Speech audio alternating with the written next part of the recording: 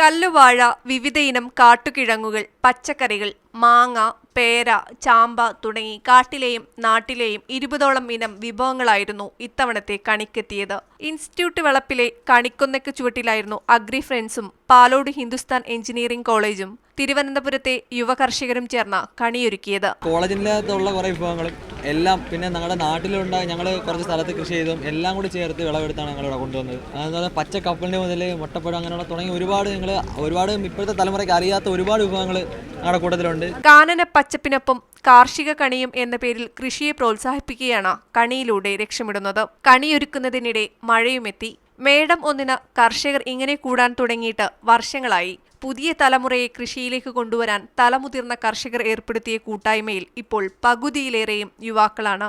അരമണിക്കൂറോളം കണിക്കാഴ്ചയൊരുക്കും. പിന്നെ കൂടി നിന്നവർക്കും വന്നവർക്കുമെല്ലാം കണി വിഭവങ്ങൾ വിതരണം ചെയ്താണ് ഇവർ മടങ്ങുക.